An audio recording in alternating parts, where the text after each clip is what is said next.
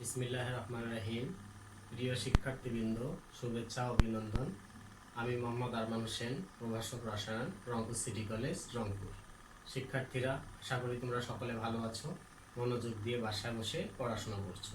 আমি তোমাদের রসায়ন প্রথম পত্রের যে 2 নম্বর অধ্যায়, এটি নিয়ে আলোচনা করছি। তো ইতোমধ্যে আমার এই অধ্যায়ে 2টি ক্লাস হয়েছে। আজকে দ্বিতীয় অধ্যায়ে গুণগত রসায়ন এর আমি তৃতীয় ক্লাস নিচ্ছি। গত ক্লাসে আমি তোমাদের রাদারফোর্ড পরমাণু মডেল এটি নিয়ে আলোচনা করেছি। তোমরা বাসায় মনোযোগ দিয়ে পড়েছো, আশা করি তোমরা বুঝতে পেরেছো। আজকে আমি তোমাদেরকে বোর পরমাণু মডেল এটি নিয়ে আলোচনা করব। বোর পরমাণু মডেল এটি 1913 সালে প্রকাশিত হয়। তো বিজ্ঞানী নিলস বোর রাদারফোর্ড পরমাণু মডেলের যে কিছু সীমাবদ্ধতা রয়েছিল বা লিমিটেশন ছিল, এই লিমিটেশনগুলোকে ইনি সংশোধন করেন। সংশোধন করে ইনি একটি সংশোধিত নতুন একটি পরমাণু মডেল প্রস্তাব করেন। তার এই পরমাণু মডেলটি বোর পরমাণু মডেল নামে পরিচিত। এই বোর পরমাণু মডেলটি তার যে মূল যে প্রস্তাবনাগুলো রয়েছে, এই প্রস্তাবনাগুলো 1 নম্বরে রয়েছে শক্তি স্তর সম্পর্কিত প্রস্তাবনা বা শক্তি স্তর সম্পর্কিত ধারণা। তো বোর পরমাণুর যে শক্তি স্তর সম্পর্কিত ধারণা দিল, উনি প্রস্তাব করলেন যে পরমাণুর একটি ক্ষুদ্র কেন্দ্র রয়েছে। এই কেন্দ্র থেকে কেন্দ্র বহির্ভূত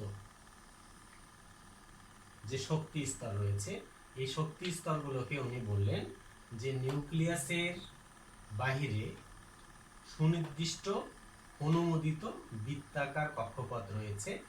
এই কক্ষপথগুলিকে উনি নাম দেন অরবিট বা শক্তি স্তর বা কক্ষপথ। যে কক্ষপথে ইলেকট্রনগুলো ঘূর্ণনশীল অবস্থায় থাকে। তাহলে নিউক্লিয়াস থেকে সবচেয়ে কাছের যেটি, সেটি হলো প্রথম কক্ষপথ, তারপরে যেটি রয়েছে সেটি দ্বিতীয় কক্ষপথ। এভাবে অসংখ্য কক্ষপথের ধারণা দিলেন। যদি এটি n = 1 অর্থাৎ প্রথম কক্ষপথ, অনুরূপভাবে n = 2 হলে দ্বিতীয় কক্ষপথ, n = 3 এটি হলো তৃতীয় কক্ষপথ, n = 4 এটি হলো চতুর্থ কক্ষপথ। এই কক্ষপথ বা শক্তি স্তর বা অরবিট, এগুলোকে আমরা বলতে পারি কক্ষপথ, অরবিট, শক্তি স্তর, একই কথা। তাহলে উনি তার প্রথম যে প্রস্তাবনা, শক্তি স্তর সম্পর্কিত প্রস্তাবনা, এই প্রস্তাবনার মধ্যে উনি বললেন যে পরমাণুর একটি ক্ষুদ্র কেন্দ্র রয়েছে। এই কেন্দ্রটি হলো নিউক্লিয়াস। নিউক্লিয়াসের বাইরে কিছু অনুমোদিত বৃত্তাকার স্থির কক্ষপথ রয়েছে। এই কক্ষপথগুলোর উনি নাম দেন অরবিট। এই যে কক্ষপথগুলি রয়েছে, যেটা n = 1, এটিকে উনি নাম দেন কে শেল, n = 2 হলে এল শেল, n = 3 হলে এম শেল, n = 4 হলে এন। এভাবে ও পি কিউ আর চলতে থাকবে। তাহলে এনার যে শক্তি স্তর সম্পর্কিত প্রস্তাবনা, এই প্রস্তাবনায় উনি নিউক্লিয়াসের বাহিরে যে সুনির্দিষ্ট স্থির কক্ষপথগুলো রয়েছে, এই কক্ষপথ নির্দেশক সংখ্যা হলো n। তোমরা জানো n = হলো 1 2 3 4 5 6, এভাবে এটি একটি ক্রমিক সংখ্যা। যদি n এর মান 1 হয়, তাহলে যে শক্তি স্তর বা শেলটি হবে তা হলো k, n = 2 হলে l, n = 3 হলে m, n = 4 হলে n, n = 5 হলে o, 6 হলে p, 7 হলে q। তাহলে এই যে কক্ষপথে ইলেকট্রনগুলো যখন অবস্থান করবে, এরা কোনো শক্তি শোষণও করবে না, এরা কোনো শক্তি বিকিরও করবে না। তাই এই শক্তি স্তরগুলোকে বলা হয় স্থির কক্ষপথ বা শক্তি স্তর বা অরবিট। এখন আমরা শিখব যে 2 নম্বর পয়েন্ট, যে কৌণিক ভরবেগ সম্পর্কিত প্রস্তাবনা।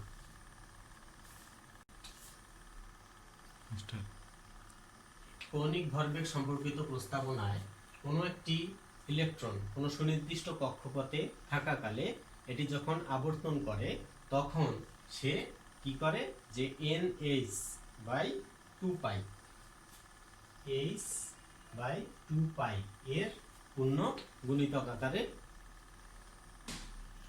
পরমাণুতে ইলেকট্রনের যে আবর্তনশীল ইলেকট্রনের যে বেগ আছে এটি সুনির্দিষ্ট, অর্থাৎ এটি কোনো নির্দিষ্ট কক্ষপথে যখন ইলেকট্রন আবর্তনশীল অবস্থায় থাকে সেই আবর্তনশীল ইলেকট্রনের যে বেগ কৌণিক ভরবেগ তা H/2π এর পূর্ণ সংখ্যার গুণিতক, অর্থাৎ এর কৌণিক ভরবেগ mvr ইকুয়াল nh/2π।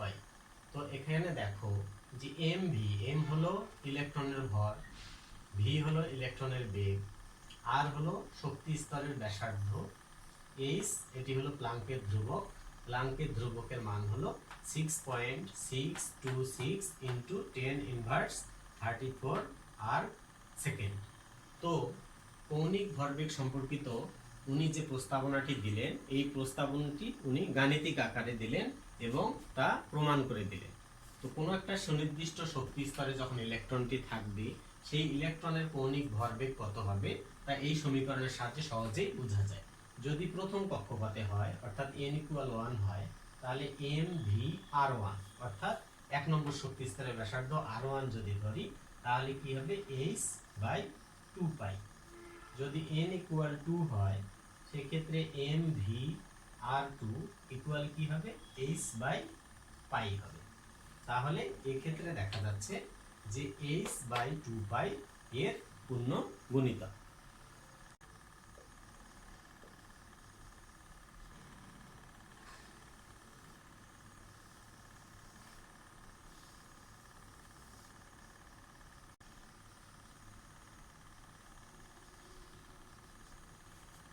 এখন দেখো শক্তির শোষণ ও বিকিরণ সম্পর্কিত প্রস্তাবনা।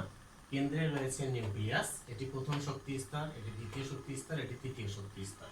শক্তি স্তরগুলোকে আমি যদি এটিকে E1, এটিকে E2, এটিকে E3 দ্বারা চিহ্নিত করি তাহলে প্রথম শক্তি স্তরের শক্তি E1, দ্বিতীয় শক্তি স্তরের শক্তি E2, তৃতীয় শক্তি স্তরের শক্তি E3। এখন যদি কোনো একটি শক্তি স্তর থেকে, যেমন এই ক্ষেত্রে দেখানো হয়েছে যে 1 নম্বর শক্তি স্তর থেকে ইলেকট্রনটি শক্তি শোষণ করে 3 নম্বর স্তরে জাম্প করেছে, তাহলে এই ক্ষেত্রে আমি লিখতে পারি যে E3 মাইনাস E1। তাহলে এক্ষেত্রে যে শক্তির পার্থক্য রয়েছে সেই শক্তির পার্থক্যকে আমি ডেল্টা E দ্বারা প্রকাশ করব। ডেল্টা E যেহেতু 3 নম্বর শক্তি স্তরের শক্তি বেশি তাই E3 মাইনাস E1 এটা থেকে আমরা শক্তির এক্ষেত্রে কি হলো শক্তির শোষণ ঘটলো, অর্থাৎ 1 নম্বর শক্তি স্তরের যে ইলেকট্রনটি রয়েছে তা শক্তি শোষণ করে উচ্চতর শক্তি স্তরে গমন করলো। তাহলে এক্ষেত্রে কি হলো শক্তির শোষণের ফলে নিম্ন শক্তি স্তর থেকে উচ্চ শক্তি স্তরে ইলেকট্রনটি গমন করলো। এক্ষেত্রে যে শক্তির পরিবর্তন হবে তা হবে ডেল্টা E। এখন ডেল্টা E ইকুয়াল আমরা লিখতে পারি যে h নিউ। এখানে h হলো প্লাঙ্কের ধ্রুবক আর নিউ হলো কম্পাঙ্ক। তো শিক্ষার্থীরা তোমরা জানো যে h নিউ প্লাঙ্কের ধ্রুবক এবং কম্পাঙ্ক, এই কম্পাঙ্ক ইকুয়াল আমরা লিখতে পারি hc/λ। এক্ষেত্রে ডেল্টা E এর মান আসলো যে hc/λ।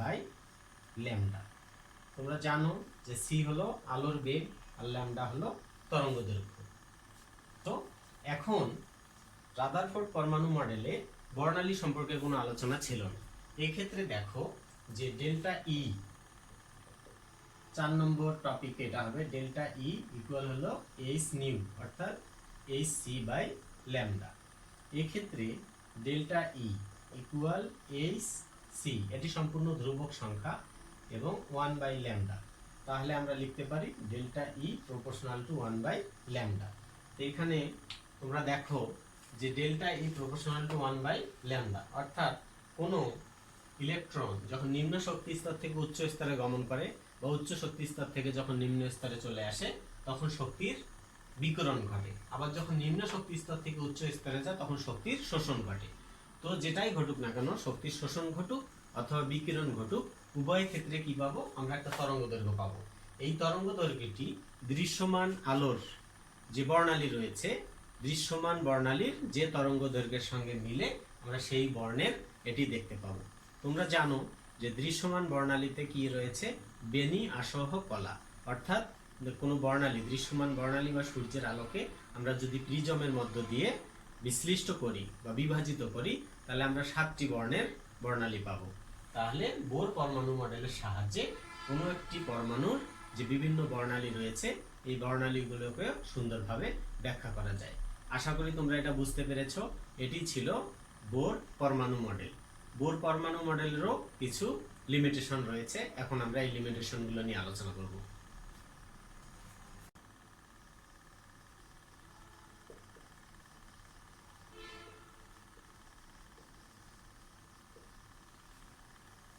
বোর পরমাণু মডেল অবশ্যই একটি অবিস্মরণীয় অবদান পরমাণুর মডেল সম্পর্কে, কিন্তু এনার যে পরমাণু মডেল রয়েছে, এই পরমাণু মডেলেরও কিছু সীমাবদ্ধতা রয়েছে।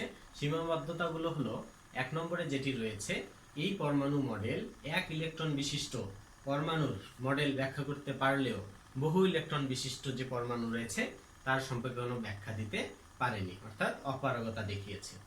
এই পরমাণু মডেল পরমাণুর একটি শক্তি স্তর থেকে অন্য শক্তি স্তরে যখন ইলেকট্রনগুলো জাম্প করে বা শক্তির বিকিরণ হয় বা শক্তির শোষণ হয়, তখন একটি লাইন সৃষ্টি হওয়ার কথা, অর্থাৎ যে বর্ণালী রয়েছে বর্ণালী রেখা একটি করে পাওয়ার কথা।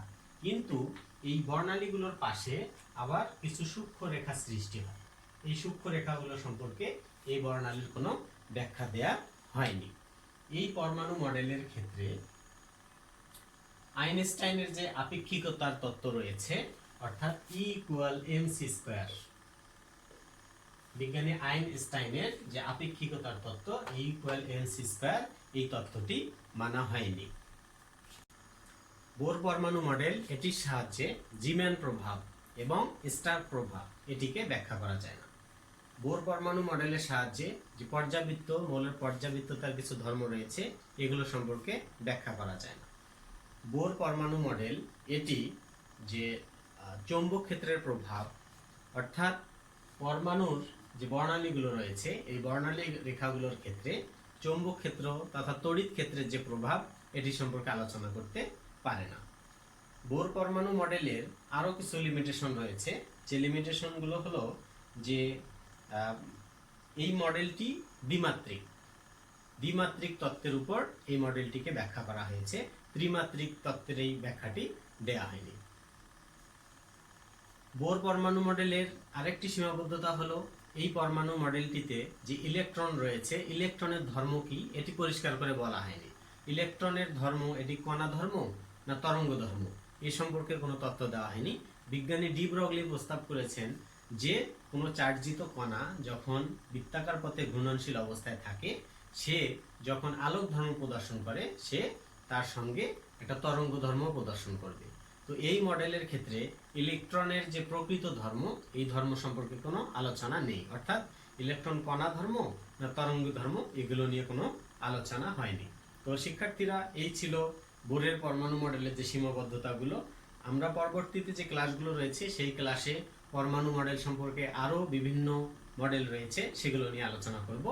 এখন আমরা যেটা শিখব, বোর পরমাণু মডেলের সাহায্যে কোনো পরমাণুর n-তম কক্ষপথে ইলেকট্রনের শক্তির সমীকরণ, বেগের সমীকরণ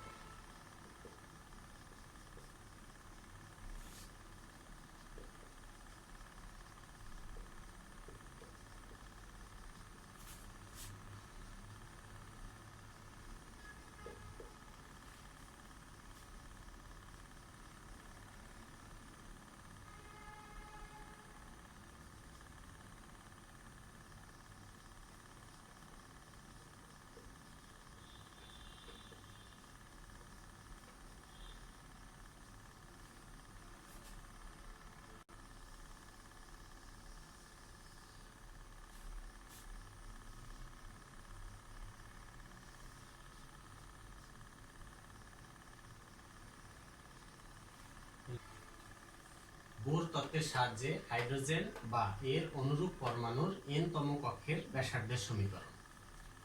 বোর পরমাণু মডেল অনুযায়ী দেখো যে এখানে কেন্দ্রে রয়েছে নিউক্লিয়াস।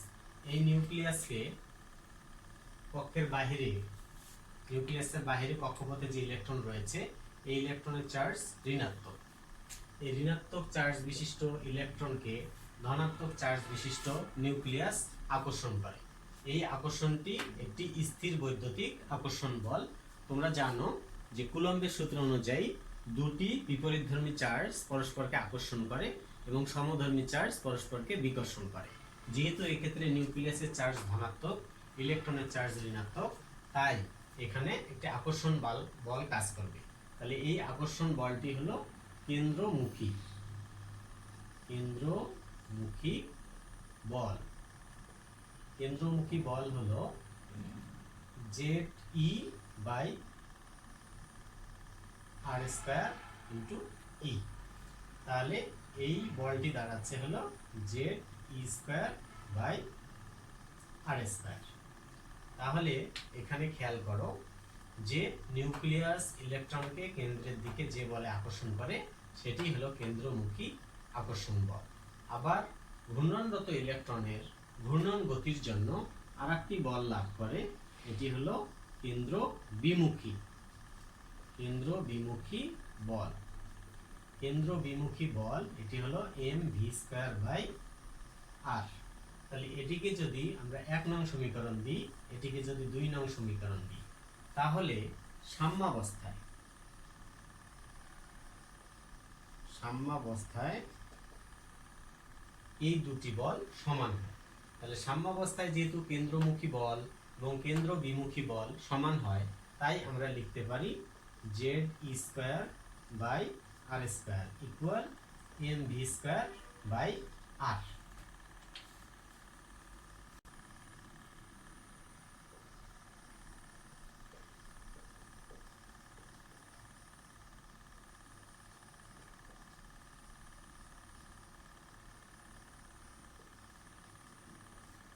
Z²/mr, এটিকে আমি দেব 3 নং সমীকরণ।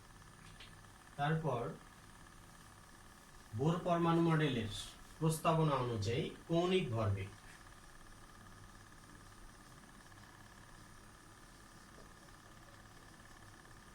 mvr = nh/2π।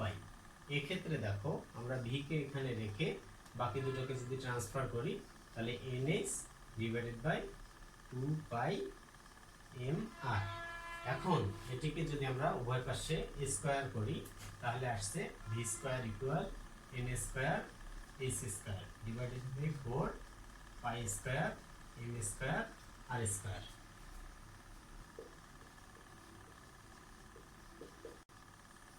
শিক্ষার্থীরা এখানে খেয়াল করো যে এখানে mr রয়েছে, এখানে m²r² রয়েছে।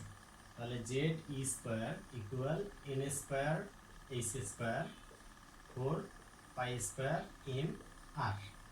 আমি যদি এখান থেকে r টাকে আলাদা করি তাহলে r ইকুয়াল হবে n²/4π²z², এখানে m রয়েছে। তাহলে এখানে দেখো এটি হলো বোর তত্ত্বের সাহায্যে হাইড্রোজেন বা এর অনুরূপ পরমাণুর n-তম কক্ষের ব্যাসার্ধের সমীকরণ। এখন এই কক্ষপথটি যদি 1 নম্বর কক্ষপথে হয় তাহলে এখানে n1 দিব, তাহলে এখানে r1 হবে। আর যদি এটা n-তম বা যে কোনো কক্ষপথের জন্য হয় তাহলে আমি এখানে লিখতে পারি rn, আর এখানে শুধু n থাকবে। তাহলে এটি হলো n-তম কক্ষপথে ব্যাসার্ধ নির্ণয়ের সমীকরণ। আমি যে জিনিসটি বোর্ডে লিখলাম তোমরা খুব সুন্দর করে এটি খাতায় লিখে রাখো। এর সাহায্যে এর পরবর্তীতে আমরা কিছু গাণিতিক সমস্যা রয়েছে, এই গাণিতিক সমস্যাগুলোকে সমাধান করার চেষ্টা করব। এখন আমরা শিখব শিল ইলেকট্রনের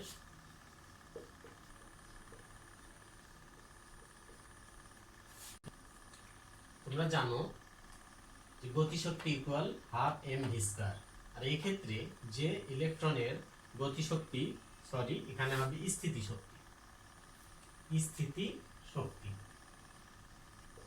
স্থিতিশক্তি বা বিভব শক্তি মাইনাস z²/r। তাহলে গতিশক্তি প্লাস স্থিতিশক্তি এটি মিলেই আবর্তনশীল ইলেকট্রনের মোট শক্তি নির্ধারিত হয়। তোমরা এর আগে যখন ব্যাসার্ধের সমীকরণ নির্ণয় করেছিলাম তখন একটি ভি স্কয়ার এর একটি মান ছিল, সেটি হলো যে Z square by M R. অবশ্যই তোমাদের মনে আছে এটা, minus Z square by R. এখন এই ক্ষেত্রে হাফ এম, এই এম যদি ক্যান্সেল হয়ে যায় তাহলে থাকে half Z square by R minus Z square by R. এটাকে যদি আমরা ক্যালকুলেশন করি তাহলে আসবে minus half Z square by R. তাহলে এটি দেখো এই সমীকরণ থেকে আসলো minus half Z square by R. এখন আমরা পূর্ববর্তী সমীকরণে যে আর ছিল সেই আর এর মানটিকে যদি আমরা এখানে বসিয়ে দিই তাহলে আমরা মোট শক্তির যে সমীকরণটি ছিল সেটি আমরা পেয়ে যাব।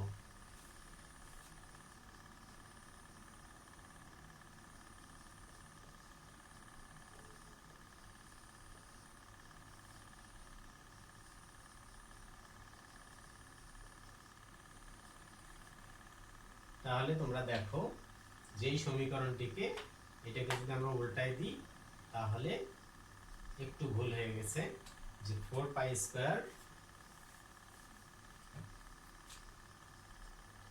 Minus Z square 4 pi square M Z square, আর নিচে আসবে এন স্কয়ার এইচ স্কয়ার। এখন এটিকে যদি আমরা সাজিয়ে লিখি, সামনে একটা মাইনাস চিহ্ন আসবে, 4 pi square M Z square E to the power 4 divided by N square H square. শিক্ষার্থীরা এটিকে যদি আমরা ফ্রেশ করে লিখি তাহলে দেখো এটি আসবে minus 4 pi square M Z square E to the power 4 by N square H square. এটি হলো n তম কক্ষপথে কোনো ইলেকট্রনের মোট শক্তির সমীকরণ। আশা করি তোমরা এটা বুঝতে পেরেছো। এই অনুযায়ী আমি যেভাবে তোমাদেরকে সমীকরণগুলো প্রতিপাদন করা শেখালাম, সমীকরণগুলো এভাবে তোমরা লিখে লিখে প্রতিপাদন করবে। আর এই সমীকরণের যে মূল সমীকরণটি আমি যেগুলো বক্সে রেখেছি এগুলোকে তোমরা মনে রাখার চেষ্টা করবে, কারণ এগুলো থেকে তোমাদের যে গাণিতিক সমস্যাগুলো রয়েছে এই গাণিতিক সমস্যাগুলো সমাধান করতে হবে। এখন দেখো যে হাইড্রোজেন পরমাণুর জন্য হাইড্রোজেনের পারমাণবিক সংখ্যা 1, সেক্ষেত্রে এখানে জেড এর মান আমরা 1 ধরব। জেড এর মান 1 আমরা ধরে যদি এই সমীকরণকে দেখাই তাহলে আবার যদি n ইকুয়াল 1 হয় অর্থাৎ 1 নং কক্ষপথের সমীকরণ, তাহলে সেক্ষেত্রে এই সমীকরণটি দাঁড়াবে E1 equal 4 minus 4 pi square M Z ওমিট হয়ে যাবে E to the power 4 divided by H square. এটি হলো হাইড্রোজেন পরমাণুর জন্য 1 নং কক্ষপথের যে ইলেকট্রনের মোট শক্তি তার সমীকরণ। আশা করি শিক্ষার্থীরা তোমরা বুঝতে পেরেছো। আজকে আমি এই পর্যন্ত রাখবো। আমি পরবর্তী ক্লাসে নতুন কিছু নিয়ে হাজির হব তোমাদের সামনে। সেই পর্যন্ত তোমরা সকলে ভালো থাকবে। সকলের জন্য আমার দোয়া রইল। বাসায় মনোযোগ দিয়ে পড়াশোনা করবে এই প্রত্যাশায়। আল্লাহ হাফেজ।